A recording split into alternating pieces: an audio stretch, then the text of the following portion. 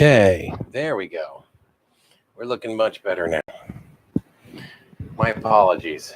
I was in such a hurry to get started on the stream that I didn't pay attention to what I was doing. So please forgive me for that.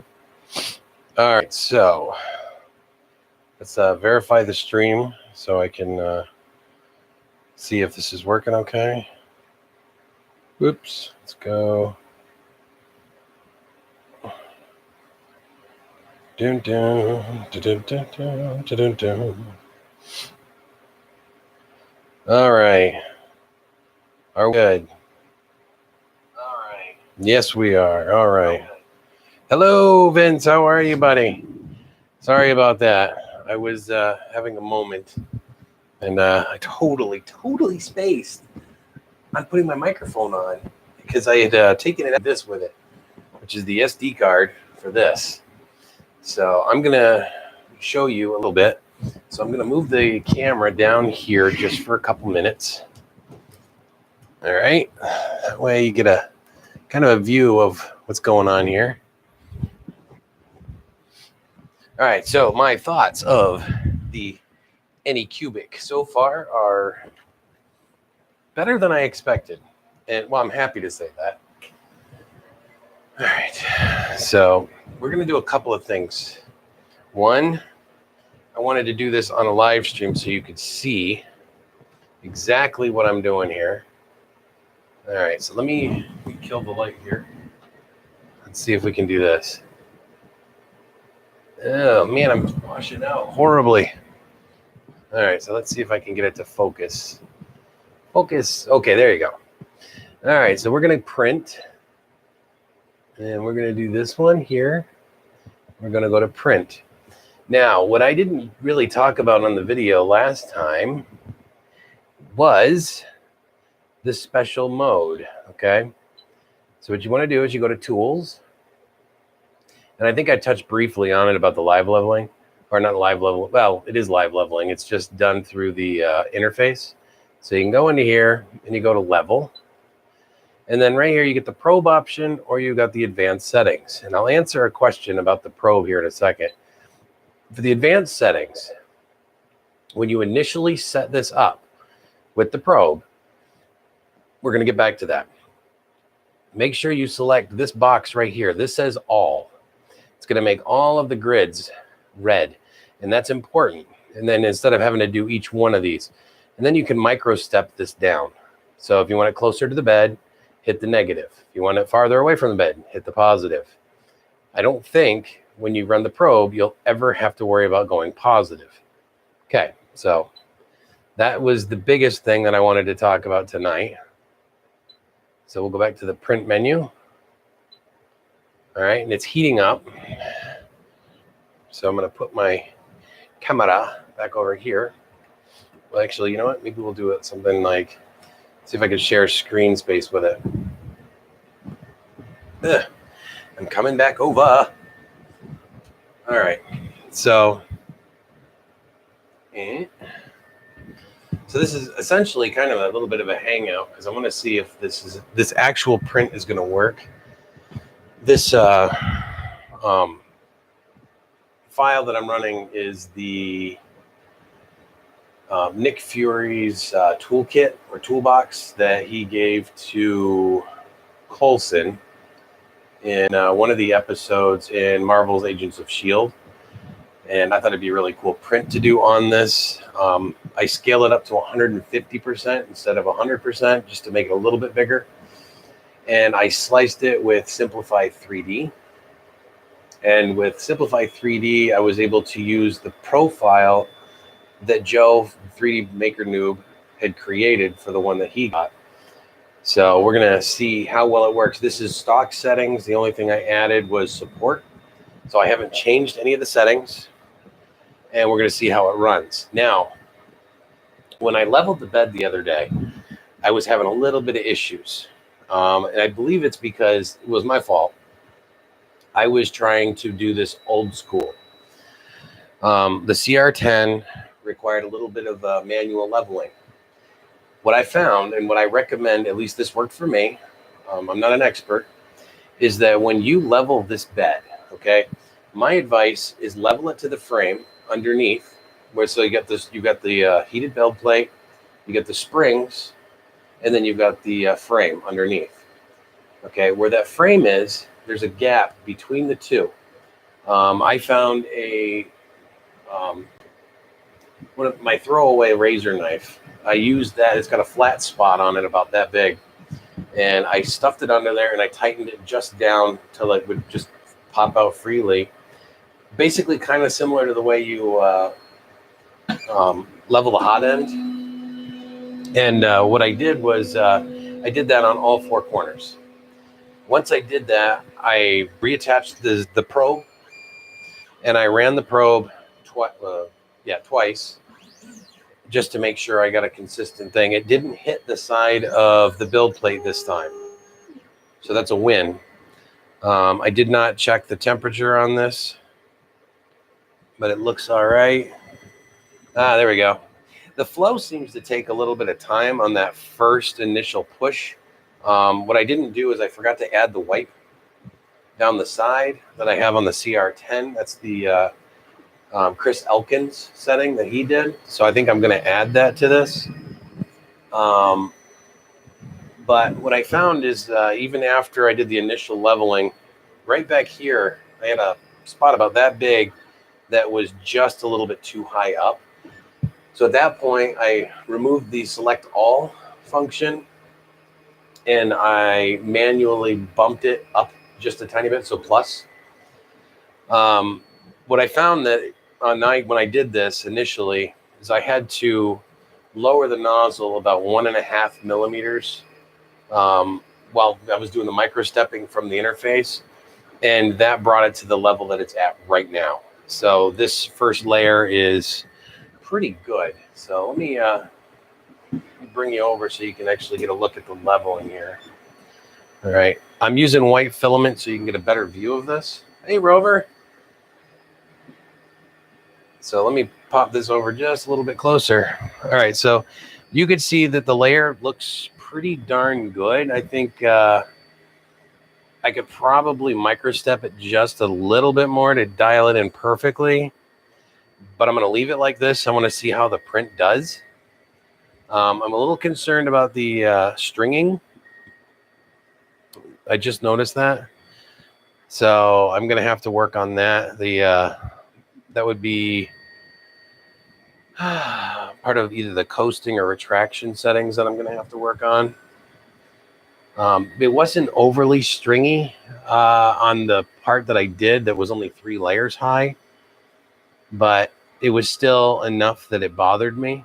So like I said, I'm going to mess with the retraction settings at some point and see if I can get it dialed in. So while this is going, and you can see that, I'll bring it back. Don't worry, I promise. I'm going to grab this part that I was doing for a buddy because I want to explain something about Thingiverse real quick. And I think Angus from Maker's Muse, I think he covered this at one point and had mentioned it briefly. It's important that when you look at, and I think I've actually talked about this before. Hey, how you doing? Well, I don't know. I was just basically showing off the that I got the bed level. So I'll get back to that in a second because I'm going to go back down to the bed so you can see it. I was told that I don't look at the camera enough, so I'm trying to engage with you. I have a hard time. It's gonna call it ADHD or whatever you want to call it, but I get distracted like squirrel every 2 seconds. So I look away from the camera because I get so used to talking to you that I forget that I'm supposed to be talking to you. Anyway, what I was saying was, like I said, Angus from Maker's Muse has mentioned this before. I mentioned it a little bit. When you're doing stuff on Thingiverse, it's very important that you take a look at the 3D models that you're getting. There is a 3D viewer option in Thingiverse, so you can scale it and rotate it and look at it and do all that funny, happy stuff with it. This model is, I call it incomplete unless somebody corrects me and tells me otherwise.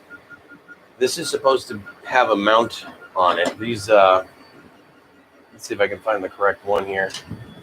This part right here is supposed to mount on here. So if you can't see it right here, there's only one spot to anchor this to. Okay, there's 2 holes, but there's only 1 pin. So there's like a whole post that should be here that's missing. So that would hold this together. So I'm not sure exactly what occurred to that, but this is a wasted model because it's not really functional. So that's something else that you should probably look at. Thank you, Rover. Always verify the model initially by, just eyeball. Try to imagine what the parts look like together and then figure out, okay, why is that not like that? That's not the only flaw that was in this model. The initial surface was not flush with the build plate. It was just a little too raised. The overall model is really good. I mean, I'm not going to lie. The person that did this did a really good job in terms of the concept. There was just a couple of execution errors. This is another one. It actually had, in the model file, it had this lifted off the build or off of the surface just enough. So it was about 1 millimeter off. Maybe not quite 1 millimeter, but it was trying to generate supports to hold this on here. And that's not going to work. So, like I said, just a couple of quick things. When you're getting Thingiverse files, kind of just take a look at them, so you're not wasting plastic and, pick this stuff up. Just, I don't know. You're not always going to pick up the mistakes. But, once you're 3D printing for a while, I should have caught this. I did not. I feel really bad for that because that's kind of a waste of filament. But, it gave me something to talk about with you guys. So that's cool. So anyway, back to these Anycubic Chiron. First off, what questions do you have while it's running? This is not a fine, it's not a 0.15. I think this is a 0.20 millimeter resolution. So it's not the most detailed print in the world that I'm going to do here, but it should be a fairly quick print. Again, the traveling that it's doing and the wisps that it's leaving behind are kind of bothering me, but I will live with it for now. It looks like I got a thin layer going on for some reason, maybe a little bit of over-extrusion. So, I could, microstep this up. So maybe I will do that. Here, let's do that. So that way anybody that hasn't seen it can see this again. So let me come back over there and we'll do a quick microstep. I'm only going to do 1 tap on this just because I don't want to run the risk of really darken this thing up while it's in the middle of a print. All right, hold on. Let me try to get that in focus. Focus, Daniel-san. There we go. All right, so again, out of this menu. All right, you're going to go out of this menu, Tools, More, Level, Advanced Settings. They're all selected, so they're all red. And I'm going to microstep this up just once. And then I'm going to say, okay. I don't know if it did it or not, because usually it'll populate it in that grid, but for some reason it didn't. So we'll see if that works. And I'm really sorry I don't have 2 cameras. That would make this so much easier. But one day I will have another computer in here, and I will be able to do such things. I could stand here and be like, hey, guys. So what else did we have issues with? There's not really a whole lot of things that I had too many issues with overall. I had some small issues with some of the wheels for the V slots. They're not quite sorry, I'm trying to give you something more interesting to look at, but this is just awkward. There we go. So yeah, the V-slot wheels, I'm still going to have to make some adjustments on. This weird layer thing it's got going on right now is just bizarre. I don't know if it's the filament or if it's just a...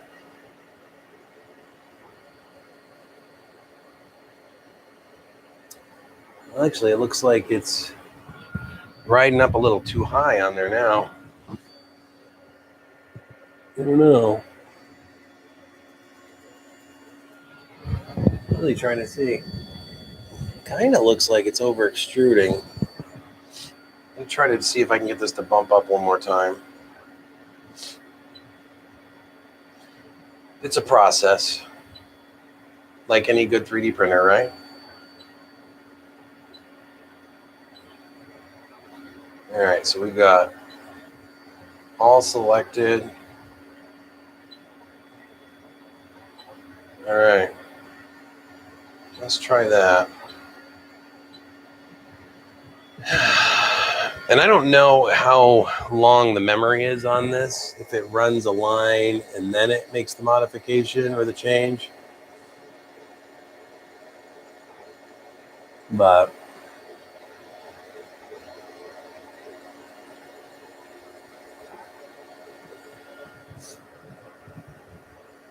that is so bizarre.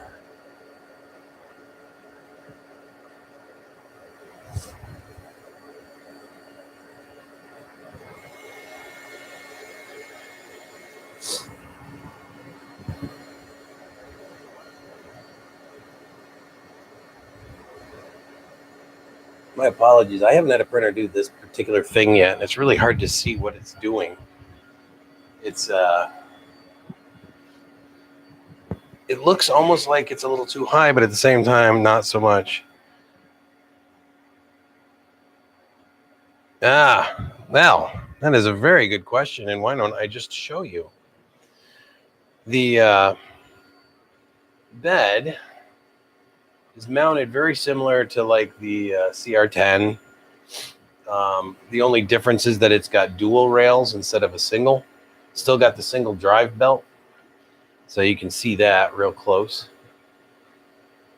You see that right there? There you go. Still has the 4-corner leveling. Hello, German printing nerd. So it's still got the 4-corner leveling. If you can notice, this wheel here is not turning, which there's a wheel, yeah, right there. You can't really see that. Hold on, let me see if I can tilt that enough. That wheel's not turning. So I am going to have to go through and make some adjustments at some point. The other concern earlier was right here where that cable is. I'm going to run it like this because this cable is actually, it's bundled. All right, so it does have a bundle around it, and it goes this way, and it kind of ginks in and then wraps around the post. So I don't know I don't know about the strain relief, but oh, that's all right, German printing nerd. Thanks for stopping in. So there's that. If you did miss it when I did the unboxing, it is a resiliently mounted plate. I can't remember the name of those, but if you see that, it's not mounted to the frame directly. It's mounted through a, that little kind of squishy plate. Hello, Canadian Maker Project.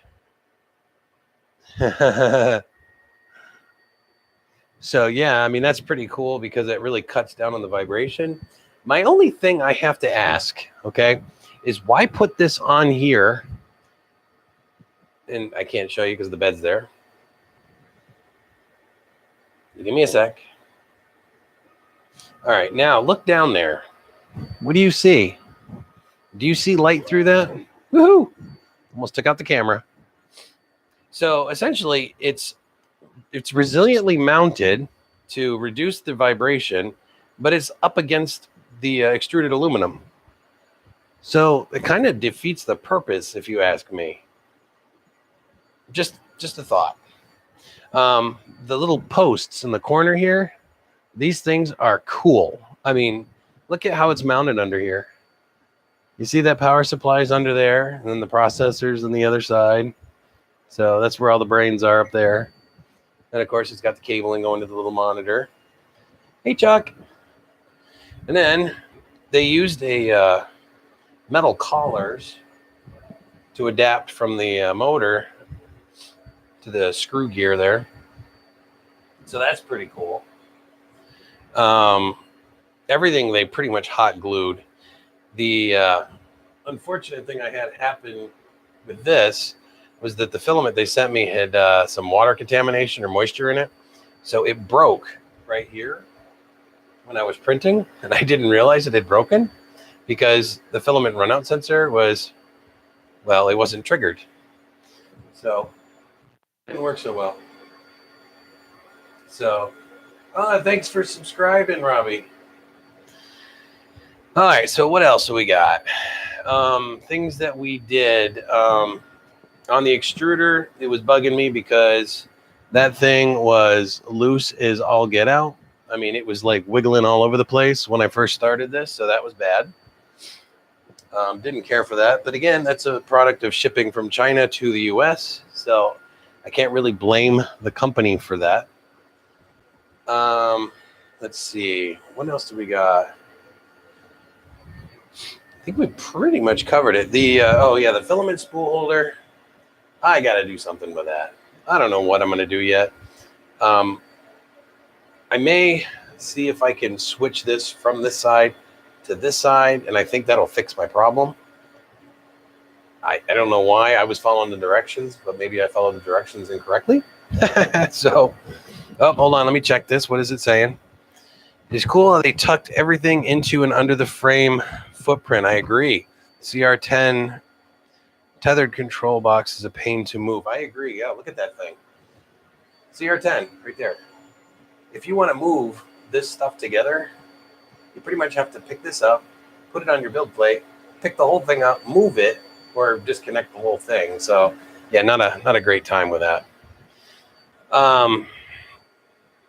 The cable guide, you know, and the chain, I'm okay with it. The sensor that you replace the ZN stop with, the override that goes here for the auto bed leveling. I know we were just talking about this the other day about maybe it's a magnet. Hold on, let me put you up here for a second and we will discuss this. I have it's on the other side. Isn't that fortunate? So I'll come over here and talk to you guys for a minute. There is a probe.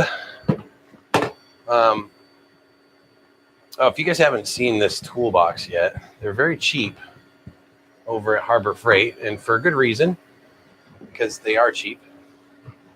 But let me just take you down here so you can see what I'm doing here. This is something I just started doing within the last couple months. I have the CR10, and this is the CR10 box. So I have spare screwdriver, you know, the tools that came with the CR10, spare screws, bolts, nuts, whatever, thumb screws, and the filament runout sensor.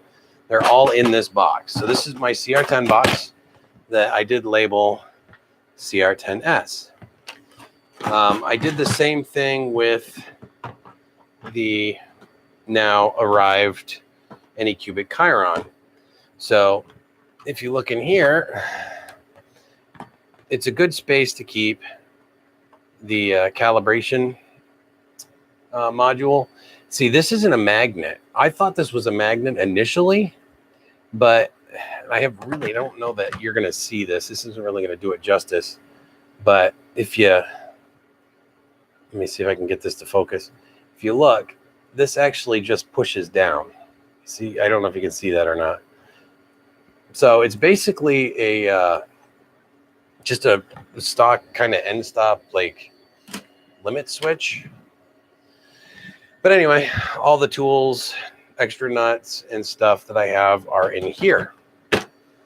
So, and then I can just keep it right here. So if I need to do some maintenance, I will do so.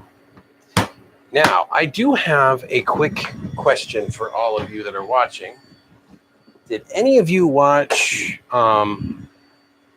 Joel Telling the other day, his video on using nylon? Yeah, micro switch. Thank you. He used nylon to clean the to do a cold pull on the on his extruder to clean a clog, and I think that's an awesome idea. But what I'd like to know, and this is your opinion, so your opinion matters to me. Would you recommend using nylon, or would you recommend using purge filament to do the same thing? I can see both sides of this, okay? Using nylon, the way that Joel Telling said, would be to, when you're pulling the cold pull out and you're doing the whole system, that works in most printers.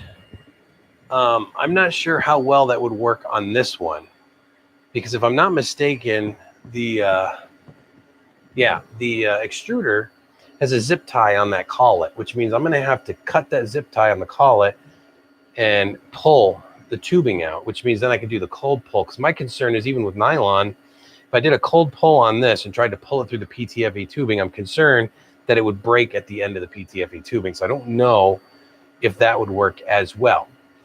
I'm thinking that if you already have a clog, that may be the way to go, if you don't mind going through the hassle of redoing your PTFE tubing. I'm going to propose a second option. If you're going to change between thermoplastics, okay, so if you're going to switch from PLA to PETG, which operates at a higher temperature, I don't know about the PLA Plus if I would do it necessarily, but if you're going to switch from something that's significantly hotter than PLA, like in the 240 to 250 range, where, like I said, I think the oils start to burn off of PLA, so it starts becoming like this really rigid, like just.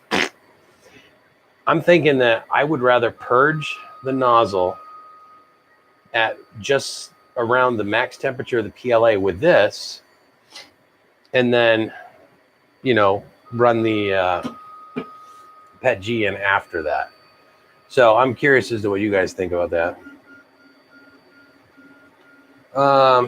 Either one, whatever works the best for you. Okay, that's fair enough. Suggestion with that, add short tubing for cold pull. You may need to elaborate on that one, Rover. Add short tubing for cold pull. Short tubing? Yeah, okay. Explain that one. I'm curious. I'm probably just not understanding what you're saying. Essentially, whatever filament is used, it just needs to be strong enough to take the tug. It's a good idea to remove the tube going into the heatsink first.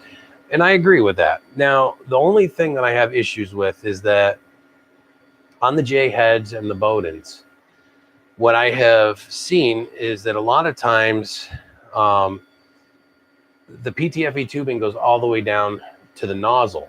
So all the way through the heat pipe, the heat sink, whatever you want to call it, and the throat. I'm like, my brain is not working today for any terminology at all, just so you know. And my concern is that sometimes you cannot get that tube exactly where it needs to be. And I'm wondering, I'm just trying to limit the amount of risk for anybody that has not done it, because it seems like a lot can go wrong. I guess that's part of the nature of 3D printing. I try to keep it simple though. So I think what I'm going to try to do is to stick with the purge filament. It costs a little bit more. Actually, I don't know. If you have a lot of nylon, I guess it would cost more to get the nylon. Because I think this was under $20 for this, and you only need about 6 inches to do the purge. But I'm thinking if you continuously do purges in between different types of filament, I think you're going to have a much better and more happy life. So, I mean, that's what I'm going to try. We're going to see if it works. I've got a PETG job coming up, and I may actually do it on this. I'm not 100% sure yet, because this has got a Ultra Base Pro build surface, but I don't know what it's made of. I'm guessing it separates from the borosilicate, so I don't think I have to worry about the bonding issue. But my CR10S has a mirror tile. And as far as I know, the borosilicate's not going to stick to that. So I don't know. We've had this discussion before, so I'm kind of a little bit concerned, but I don't know. We'll figure out something. Reason for short tube. Joel had trouble loading the nylon. Oh, okay. I see what you're saying. Yeah, I can see that. Now, what I will say that I love about this particular machine is that the PTFE tubing goes right to the hole. So on the kind of cheaply made, but really well designed, excuse me, the extruder, the PTFE filament goes right to the edge of that. So I may actually be able to run TPU on this without having to adapt it. On the CR10S, that's a little bit different. I'm going to actually have to make a small adapter to go in there to keep the TPU from riding into the edge. And that's assuming the tube actually goes all the way down. It may not, and that's why there's a clog, which could also be the case. And the other thing that happens is when you're switching filaments and you don't have one of the little snap rings put into your compression fitting or tubing fitting or whatever you want to call these things, Zerk fitting, I don't know, whatever. The tubing is going to slide if it's not absolutely pulled up, because the PTFE tubing is, well, it's basically Teflon, so it's going to slide a little bit. So as you're pulling your filament out, even if it's hot, there's a chance that you're also pulling that PTFE tube up just a tiny, tiny bit. And when that happens, that filament starts to fill up in that cavity in the nozzle and starts getting between the PTFE tube and the nozzle. So it makes a bigger opening, and then you end up with a plug. And that plug is going to try and pull up on the PTFE tubing when you're trying to pull it out. And I should not use hand gestures while I'm doing videos. So, but I think the point's made. But I'm starting to see a lot of these things, and that's why I love having your guys' input. Yes. I actually got to look in Thingiverse and see if there's a file for that, because that would actually be very beneficial to, you know, this type of setup. I'm surprised that more companies don't just provide, you know, a clip to put on these now instead of using a zip tie, because I imagine that zip tie is probably more expensive than mass producing some of those clips.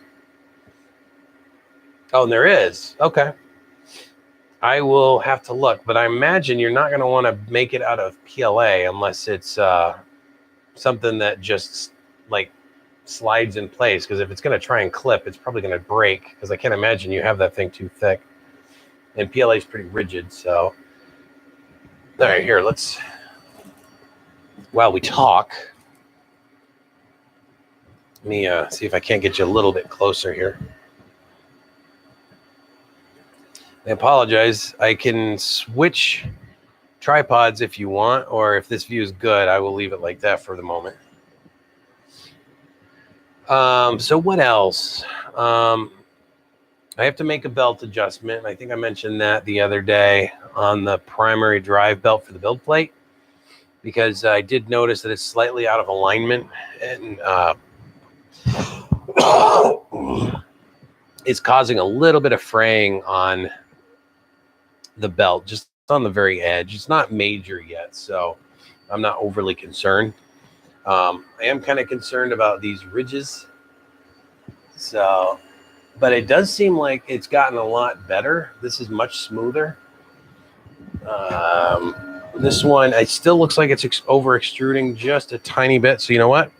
Let's micro step it up one more time and see if we can't get it to stop doing it altogether.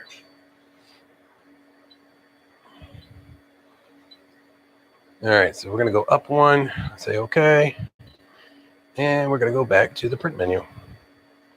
All right, so we are at 33 minutes and 0%. So it looks like there is a delay in when it implements it, I'm guessing. Maybe, possibly.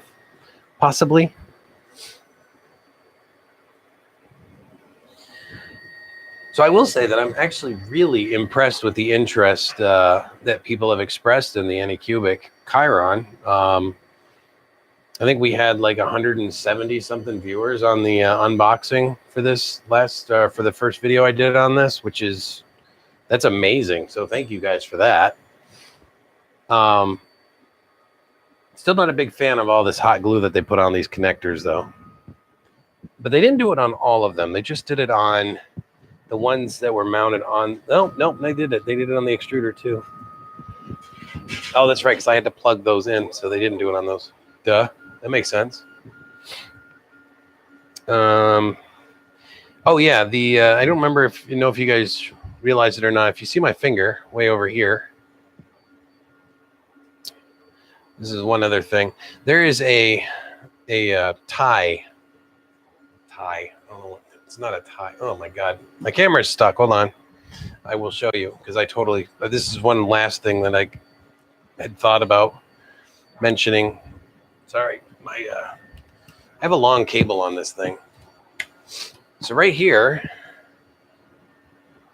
if you see this right here, they use this, secure tie thing. It's the little adhesive pads that have that you can pass the zip ties through. It doesn't stick well to this. So this is actually already popped off once. I had to reattach it. So that's one other thing. They definitely went nuts with the goo on the rods. So there's quite a bit of that. So I did figure out why they included the gloves. So if you look like right under here, that's all. Look at all that goo. So, but yeah, I mean, I think it's a fairly well designed machine. I mean, it's like the hopped up CR10 S4. It's kind of like a hybrid between like the CR10 S4 and the CR10X. The reason I say the CR10X is because it has a single extruder, so that's more like a CR10 S4, but it has the equipment, like the electronics, are underneath, and the decorative corners that they put on here, the injection molded plastic pieces that tie the extrusion together and kind of also sound dampen because there's rubber feet underneath these, has kind of given it kind of a sort of a, it's beautified it. I don't know how else to word that. The cable management, I will say, is in some cases super tight. I mean, just ridiculously tight, but so far it hasn't been a problem. I did have a gink right here where that bend was, and I did manage to kind of straighten it out a little bit without breaking the PTFE tubing, thankfully. But I'm still concerned that, actually, no, it was on this side. But I'm still concerned that I still have a little bit of a issue guiding the filament into it initially. It does go. I mean, I did an angle cut. I may try a blunt cut next time and see if it works better, because I've had printers that if you angle cut the filament when you're going in, it hates it. If you flush cut it, like straight, like 90-degree cut, it goes in without problems. So I will try that next time and see how that works. Oh yeah, dude, that's awesome. Does anybody else want to see that link?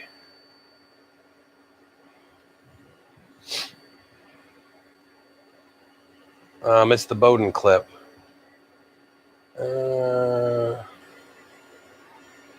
Oh my God, I really don't have any options on this. Hold on a sec, Rover. I gotta fix this.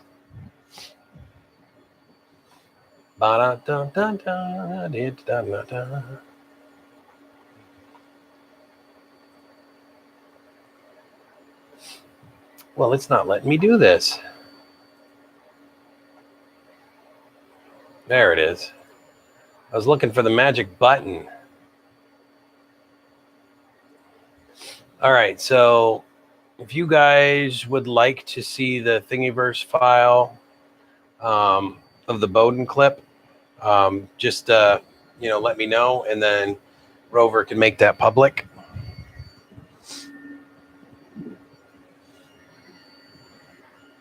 Or just make it public. That works too.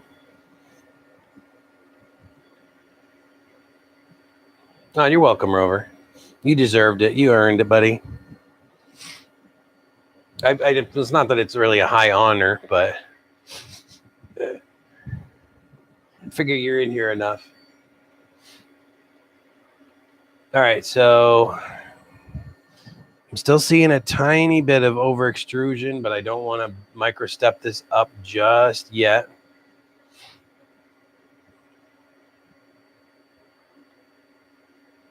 Hey, Kelly. Yes, you did. We are talking about the Chiron right now. We're going over the different things that it has and initial impressions. So far, I'm thinking very highly of this. I did run the second calibration print that it had.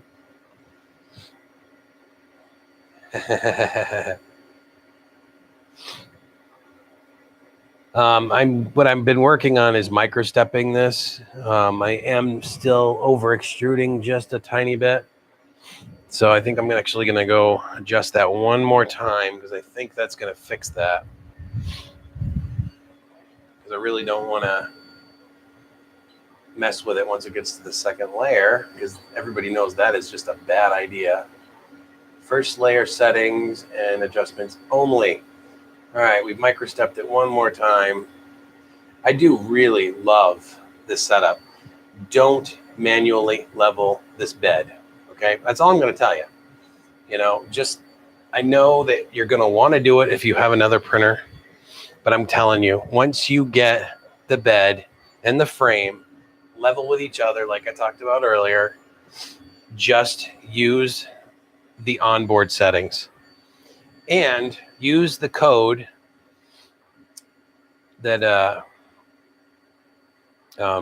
Chris Elkins has in the CR10S profile for S3D to do the swipe. That I can't tell you how invaluable that is.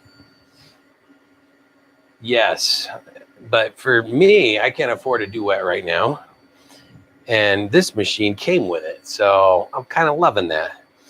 I will say that I did kind of feel a little cheated when I got this. I was thinking that this was really going to be kind of a mesh leveling. And I guess it is technically still, but I was thinking it was going to have like a magnetic sensor built in. And it was just going to be like, I know how to do this. Only to find out that it's a separate mounted Z override. And it's magnetically mounted. I will say, though, that the socket that they use to magnetically mount it is actually pretty solid. I didn't feel like there was a whole lot of play in it. So I don't think there's enough play to make a difference on the leveling part. I'm kind of annoyed, though, that if you develop a system to level your bed, I mean, this thing's got dual Z optical sensors, okay? So that's going to tell the gantry, you know, the left side and the right side, you know, where to go, okay? So as long as the factory set these at the right spot, your gantry should be level. I mean, there's really, and if it isn't, it's going to be off by like, what is it, micrometers. But I'm telling you, it shouldn't have been off by like 1.5 millimeters. Like twice I ran that level, and twice I came back with about 1.5 millimeters gap between the nozzle and the build plate, and that was even at temperature. So not real happy about that, because I mean, it should have been, they should be able to dial in that sensor just a little bit tighter than that. I mean, this has been in development for how long? So if you're hearing me, Anycubic, come on, get the tolerances a little bit tighter than that. Other than that, though, micro-stepping the nozzle down towards the base or the heated build plate is actually stupid simple. And then once you've got it dialed in, you know, you can print the test file that they have. Yeah, it is. That's what I said. That's why I was annoyed. Initially I was like, oh, I'll just micro-step this thing. And I'm looking at that nozzle and the placement. And I mean, it was like, there was no touching any paper under that. So I was like, okay, I'm just going to do 1.5 millimeters. And I did 1.5 millimeters, and I was just a tiny bit low. So I had a little bit too much squish, which is what I'm working on now. But this is the third micro step away from the build plate that I've done, which, I mean, that's not bad. You know, I think I felt I was pretty darned accurate when I did that. So, I mean, this layer that's going down now, it looks absolutely fantastic. I mean, it's perfect. So, assuming that the entire build plate is at the exact same plane at this point, I should have no further issues with this build plate whatsoever. So, that's assuming that everything goes as planned. So I'm going to have to start keeping track or a log on each of these printers. The CR10S is just shy of 1,000 hours now. So I will be doing a review on the CR10S soon. I decided after the incident with the Instone that I wasn't going to do any more premature reviews, because I feel like dog crap for doing a review on that thing. It's utter junk. You know, I mean, it started out like a boss. It ran for just, I mean, I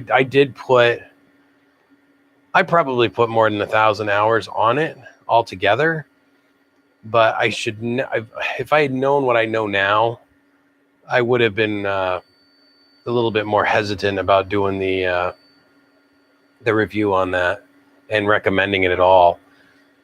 I know that it's a really popular machine still in different countries, but you know, Holy Laser has been, I mean, they sell them like crazy, I think in Peru, but it's just like, no, it's not Peru. Oh my God, I can't think today. But yeah, anyway. Oh, Kelly, this is the Anycubic Chiron, Chiron. I think you can see the spelling in the actual title of the stream right now. This one I did buy from Anycubic. The CR10S I bought from Printed Solid because they do QA work on it. This was a pre-release sale. If you give me 1 second, I will tell you exactly what I paid. I think it was $549. I don't know that you can get that price right now for it, because I think that was just a pre-release. I could be wrong. Somebody can look that up as well. But I paid $540 for it when I bought it. And if I go back to it now and look, let me see. Oops, wrong screen. I'm taking a look here. Oh, stop that. I'm shopping for Anycubic Chiron. So right now, oh my God, really? Who is this through? Is this through Anycubic? Oh man, those punks. Oh no, never mind. It's $484. That's nice. So they knocked the price back even farther. Oh man, I feel like I got so totally screwed now. Man, what a bummer on that. So yeah, apparently it's on sale right now for even cheaper than I bought it for.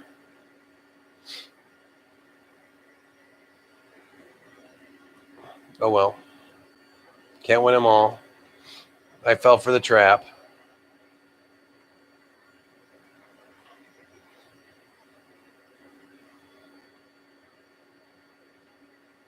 Oh, the Instone Inventor Pro. Sorry, Kelly, that's the one I was talking about. That thing continuously had jams, clogs.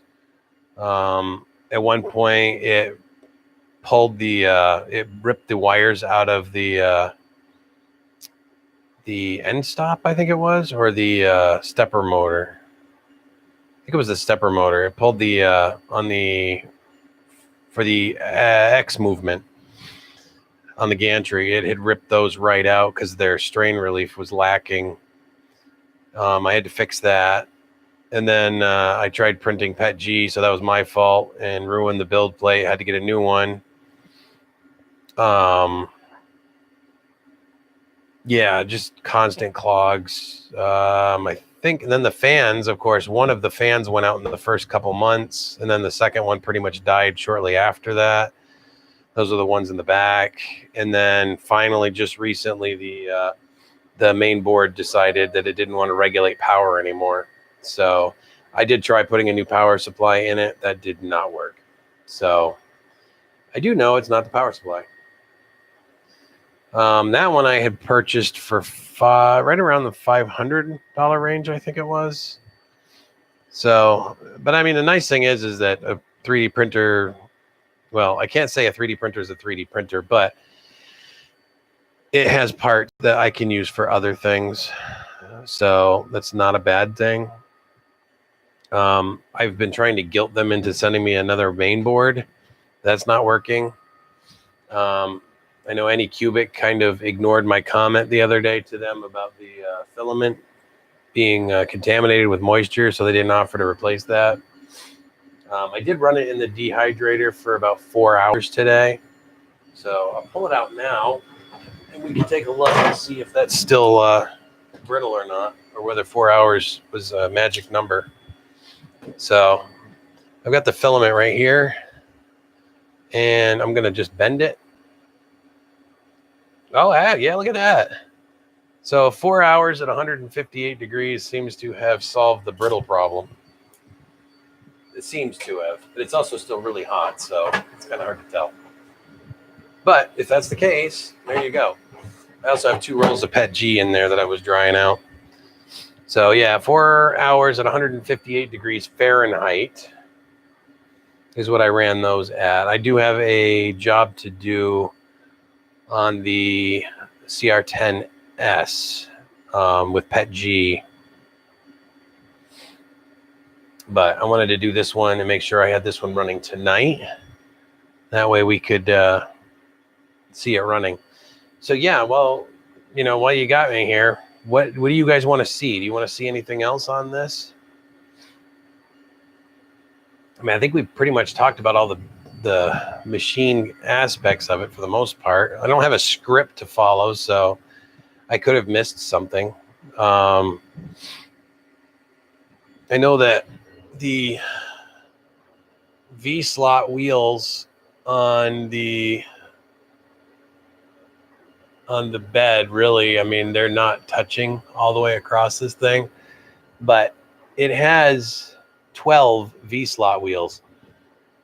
So, I mean, it's definitely not wiggling or anything, so I'm not overly concerned yet, but there may be I can see some of these nuts are the nuts are pretty loose on there.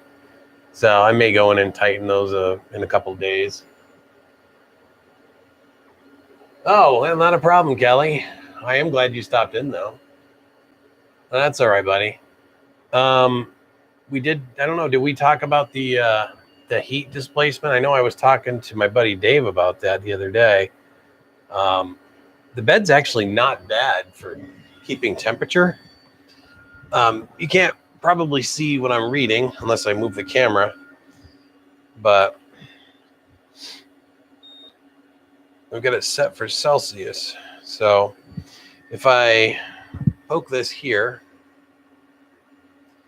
I'm at 49 degrees. Am I really running at 49 degrees? No, 50 degrees. Oh, I don't usually do that. All right, so I forgot to change Simplify 3D. I usually set it for 60. So 49.3. Pretty much. Wow, I got to the edge here and I'm reading 50.4. 50, 49, 47.9. Whoa, hold on. I'm not getting a good reading. It's saying 31. So I think towards the corner, I'm having a hard time. Nope, I'm reading about 30, 37 on the very corner of here. I don't know. It's really hard to tell. It's bouncing all over the place. 46. So the bed does seem to have some really kind of random hot and cold spots, but it could also just be I have a crappy infrared thermometer. So, meh.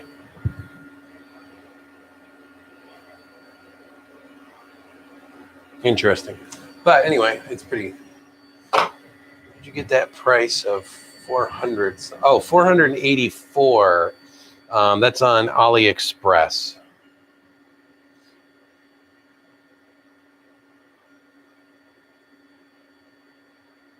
Yeah, I agree with you, Jay. That's why I haven't messed with them yet, because I don't want to mess up the my consistency just yet unless I have issues. So, how are you, Shom? Thank you. I love that. Any which way but loose. Oh, and by the way, Shom, I have to tell you, I was really, really inspired today by the Wreck-It Ralph medal. I just want you to know that. Much love, buddy. And there was something else too you did that I was loving. Oh my God. I don't know. You've put out so many new models the last week. I can't believe how many models you've put out.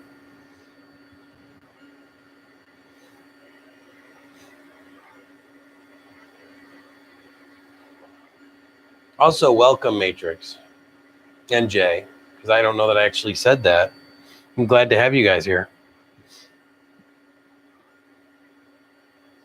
Any which way you can.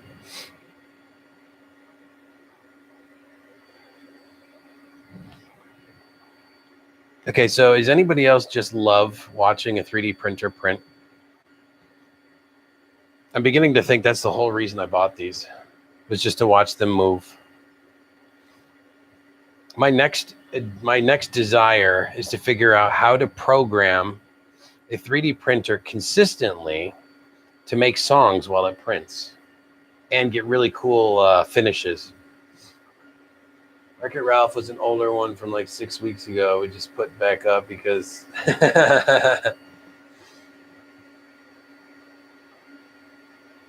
nice. Hey, either way, I liked it. So thanks for posting that today. Actually, you know, I got a job for you.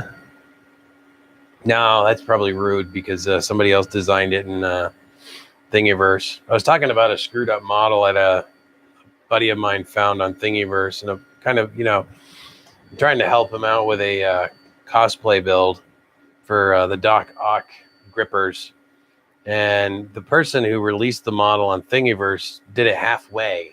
And it drives me nuts because it's like I could see what the model needs, but I don't know how to modify an STL file in Fusion 360 yet, where you can actually add a component to it. Well, I guess it wouldn't be a component because a component is a separate part, but I mean to add something to an existing component. How's that work? I'm not very good with Fusion 360 yet. Yes, and some of them are just fantastic to watch. Oop, it's doing supports. Nice, nice, nice. Look at that. Freaking beautiful layer. Oh, God. Here, I can get you close. Have a good night, buddy. I am trying to do more. It's just that, like I said, I've been sick the last few days, so it's been miserable. All right, let's see if you can. Oh, where is it? There it is. Look at that. Oh my God, that's just awesome looking.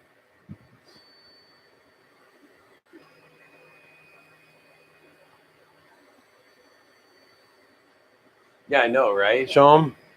I was actually just messing with you. And I was also being flattering.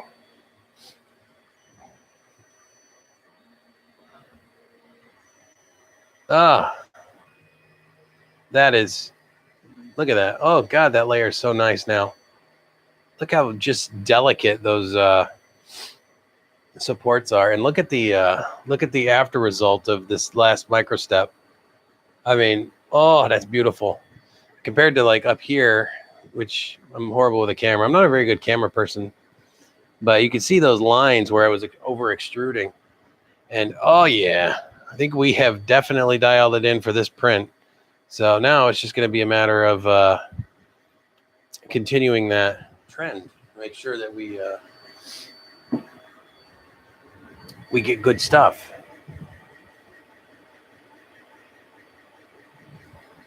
Do we want to share camera space here? Let's see if we can share.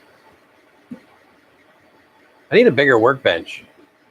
That way I can like talk to you guys while I'm actually printing, or a better computer. Another computer would be good too. Then I can run dual cameras, so I can have one that's actually boom right there.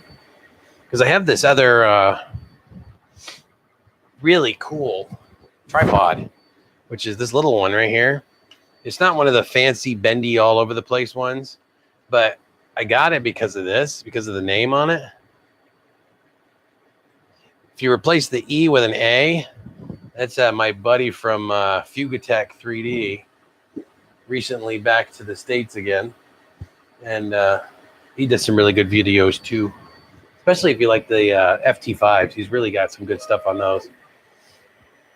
Well, he does other stuff too, but Shane Fuga.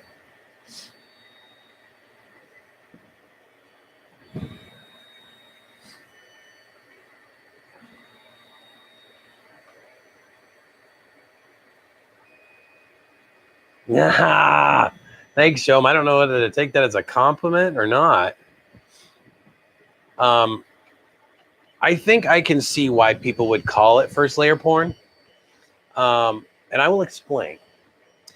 When you have put your blood, sweat, and your tears into these 3D printers after going through about 6 packages of Haribo candies, trying to get the expletive deleted working the way it's supposed to, and everybody's telling you, oh, you need to go into the firmware, you need to upgrade your firmware, oh, your problem is this, oh, your problem is that, and everybody's telling you the wrong information, and then you finally figure it out, and you go from a layer that's worse than this to where, I mean, like, it's not even sticking to the build plate, or the nozzle's jamming into the bed or something like that, and then you get a beautiful first layer. That I can understand why they call it first layer porn, because there is nothing better than when you get that printer dialed in to the point that it's finally doing what you got it to do after 3 months of screwing with it.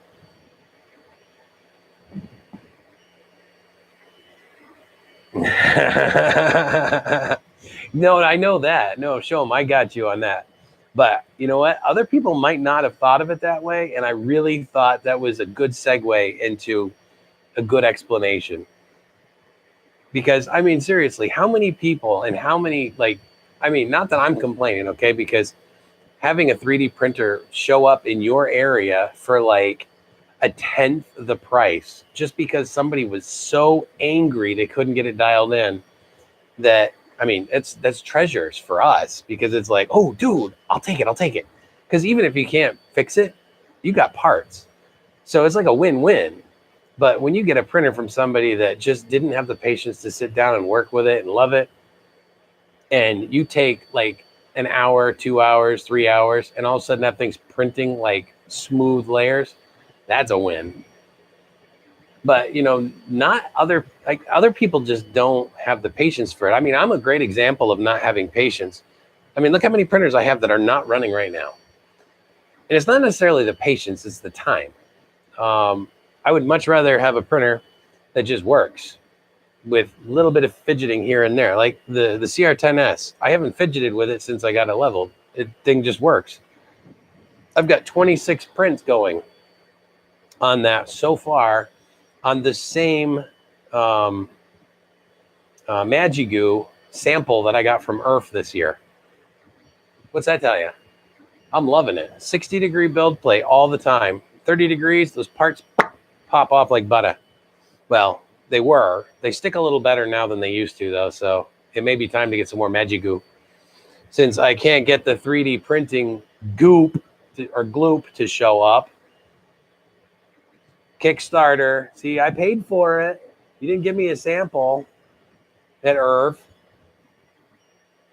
I'm not jaded. But anyway, yeah, I'm very impressed with the Magigoo. I really am. That stuff works great on mirror tile. Oh, okay. I'm gonna have to stop watching this soon. I got to get off here. But all right. So before I get off here, does anybody have any questions? What do you want to see? Do you want me to go through the menu on the Chiron real quick while it's printing, or are you happy with what you've seen so far with it? Do you want a close-up of the optical sensors? The other regular analog end stops are definitely no different than they usually are. Those things are pretty much stock standard. So I don't think you really need to see that. But I'll give you some more viewing pleasure for a minute. You too, Sean. Thanks, buddy. Thanks for taking my grief. You can give me grief on your channel anytime.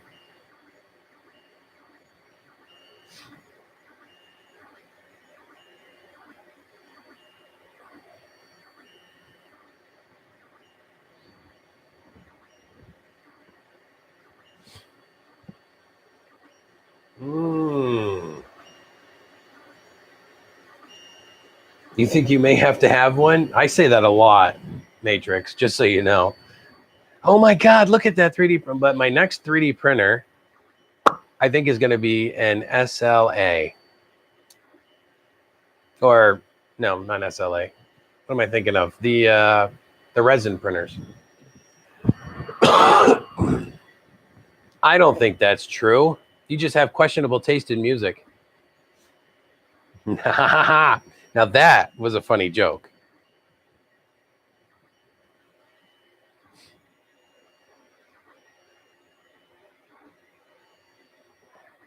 Oh, yes, baby. This is looking good. SLA, DLP, yeah. Anycubic, if you've ever looked at that one, holy crap, is that expensive. That thing was what, started at 6,000 or 10,000 or something like that for one of the ones they've got. I mean, I want a really good SLA printer, but you know, I do have a limit on my price range, which is, I don't know, less than $600. That, and I still have to buy the Folger Tech CNC machine, which I want to get. It's a tabletop mounted thing. And I think once I get that, I just need to get a tabletop lathe, one of the small ones. And I think I'll be happy with all the printers I have. Well, actually, no. You know what? Then I'll want the laser engraver. And then I think I'll have everything I want, other than the 500 millimeter build volume CR10 S5. And then that's it. So I don't want a lot. I don't have enough space for all that either. Not even by a long shot. Well, I guess I have enough space for it if I don't want to walk anywhere. I mean, I'd have to like raise my tables up so I can walk under them. It's always other than. But you know, that's the best part about this. You know, you gotta be loving getting into 3D printing now, because you're getting a quality freaking product. I'm telling you, even the crappiest ones that are, well, I can't say that, the crappiest ones. Even the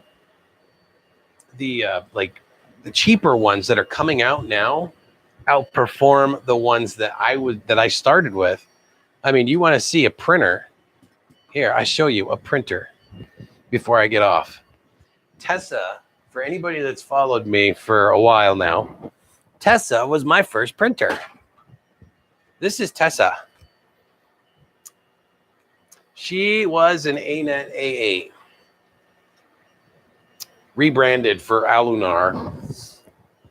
And let me tell you, She printed like crap, but she printed like a boss. And everything I threw at it would print, even if it was crappy print. So my first printer, it was an awesome experience.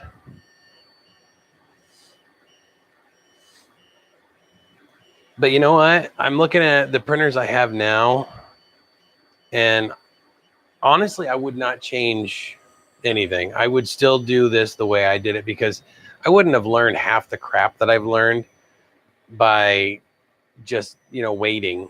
You got to have your hands dirty with this stuff so you can really understand how it works. I mean, I can fix them when I need to, and I can figure out how to fix them. But I'll tell you what, firmware and Marlin, oh my God, that stuff still kicks my butt. I still have to be like, somebody please help me with the freaking Marlin software, because I'm dumb. I just don't have time to learn it all. I mean, I would love to have the time to just learn everything, but God, I'm not making enough money to do that right now. But yeah, the ANET A8 taught me the exact things that you never do on a printer. It taught me some of the things that you do on a printer. Like desoldering the heat bed connectors underneath it and direct soldering them to the board. Only made better when people tell you that the soldering iron you have isn't capable of properly soldering the heated build plate. And I had to take pictures of it and say, yeah, it did. And yes, I did.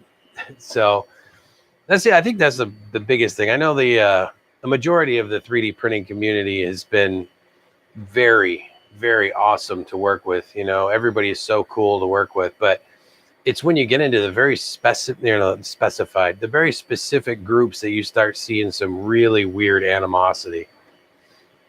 It's like people ask questions and they're like, oh my God, why don't you read some of the freaking threads? It's like, dude, really? You want me to go do a search in Facebook and figure out what you posted like 6 months ago? So it's difficult for people. But, you always got to be nice to each other. It's a great community, because honestly, the whole point in 3D printing really is people like Shom. Shom does these awesome 3D models, and he makes them available for people to print. How cool is that? I mean, if I was even half as talented, I'd be sharing my stuff.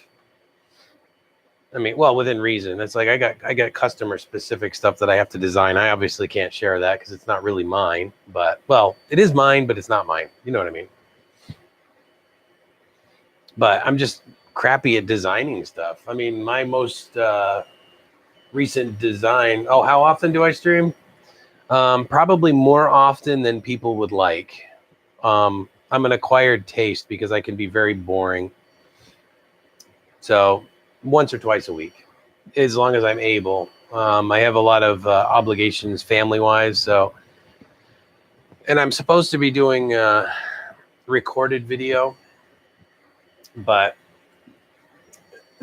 my computer has not been cooperating to do recorded video, and I have the lab here with all my 3D printers in it, so it's made it somewhat difficult for me to do the recorded video, because I could use my phone, but then I got to do like all kinds of different videos. So I almost need to have like 3 phones. So, but anyway, yeah, Matrix, I try to do it like once or twice a week, at least the live streams right now. I'd like to do it more often, but some days it's like, I just don't want to get out of bed. Well, some days I really just don't want to come to the lab, and I don't know if I don't have to. It's like a day off kind of thing. Yeah, well, video editing does suck up a lot of time. I think the quality of the video can be a lot better, especially if you got like a 4K camera. I mean, I've got one, but I haven't been using it much for this yet. I'm going to start doing some time lapses on here with the 4K camera, because I think that would be really cool for you guys to be able to see. So I could do like, 4K prints. Maybe I'll do like, I don't know, I could do a print series for the Anycubic Chiron so people can watch them in a time lapse. That might be something fun. I always have great ideas. I'm just horrible at execution. So I need a manager, somebody to manage me with this, to keep me on point.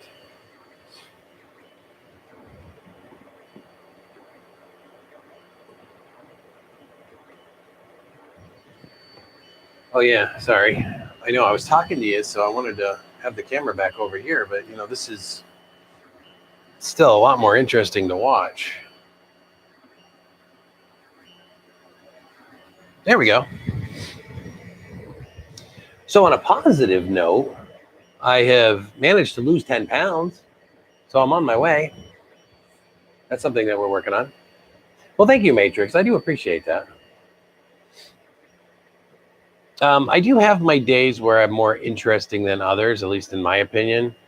I had a really happy day when John Folger had given me some information to release to everybody. So that was kind of cool. That was when they were talking about releasing the... oh, my wheels must be shedding. I got a little black smudge. Yeah, when they were releasing the US monofilament stuff. You found the 10 pounds I lost? I'm sorry, dude. I thought I hid that really well in the woods somewhere. I guess I was wrong. I apologize, man. Yeah, it's been rough. I got bad shoulders, so it's really hard to want to like work out like I normally would want to. Because I can dump weight like crazy when I work out. But my shoulders have been bugging me, my knees are bugging me, and it's like I'm fat. So it's like, yeah, well, stop being fat. It won't hurt so much. So that's what I'm trying to do. But yeah, anyway, it's a vicious cycle. I eat because I'm unhappy. I'm unhappy because I eat. No, I'm just kidding. I'm not unhappy.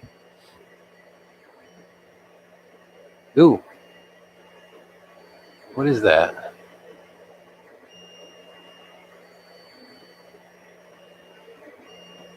Something is clicking.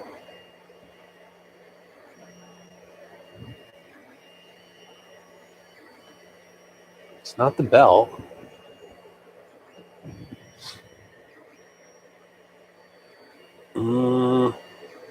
It's not the gantry, I don't think. What is that clicking noise? Must investigate. My guess is it's probably one of the wheels.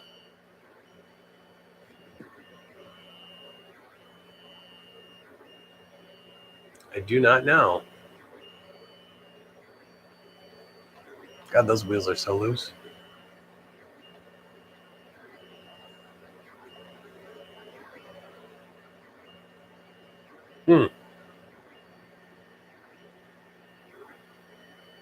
Sorry, I'm trying to hear it.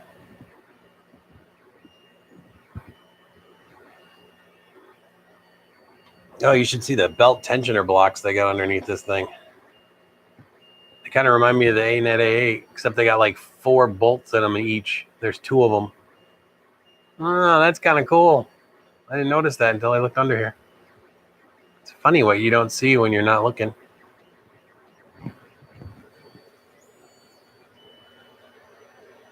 Huh.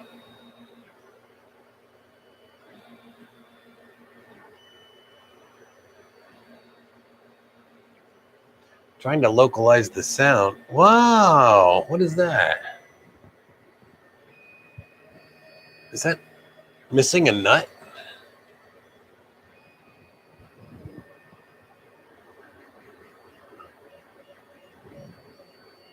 Maybe not. That's kind of funny. I just noticed that there's no nut on here.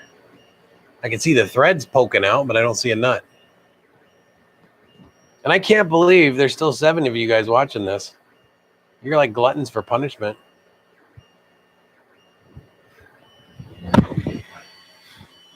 I know. I've been saying I got to get off here for how long now? I do mean it, though. I do have to get off here. I got to get up in the morning and go to work. That day job thing. We'll pool our resources. I need a stethoscope. I kind of have one, actually, but it's probably not the same thing that you're thinking.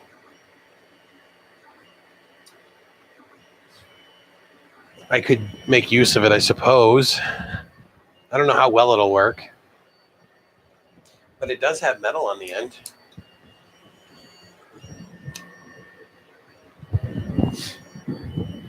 I have a razor knife.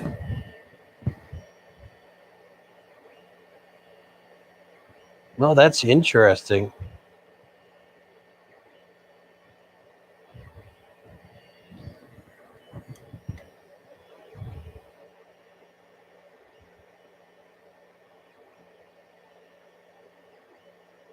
I can't tell because both of them are moving at the same time.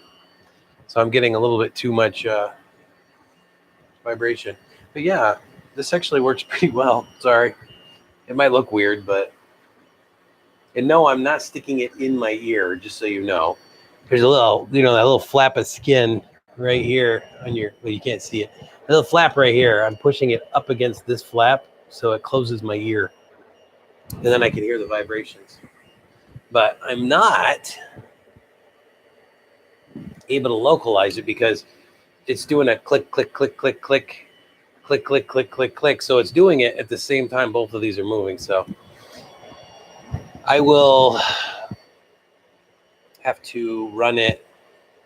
I'll do some bed movements and stuff and see. It's probably the V-slot wheels on the bed, if I had to guess.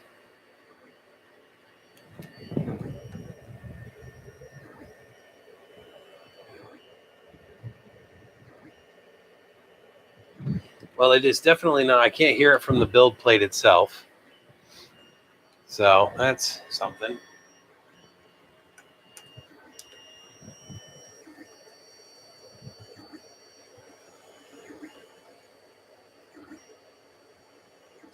Actually, it might be coming from the from up here.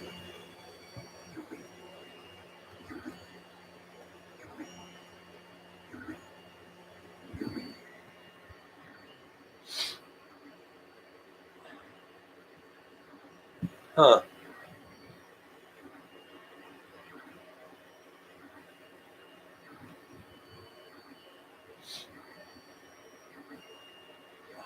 I actually think it is coming from right there. So thank you for the stethoscope idea. I don't know why I wasn't thinking about that. All right. Well, my friends, it's that time again. All right. Have a good night, Matrix. It's okay, because I got to get off too, to be honest. I always mean to keep it short, but I'm at that point where I'm getting ready to sing to you so long and have a good night. But I'm gonna spare you that. Have a good night, Jay. And again, thank you everybody for hanging out with me while we do this print tonight. Hopefully you got some valuable information in regards to the new Anycubic Chiron. So I'm gonna get out of here. So keep being awesome to each other, and yeah. Good night, Matrix, and keep being creative, and don't ever give up on being who you are, and your dreams and what you want to do. So make it happen, and if it doesn't happen overnight, keep trying. But until next time, I will see you guys later. So have an awesome night. Yeah, I got to go over here to turn it off. So thanks, guys.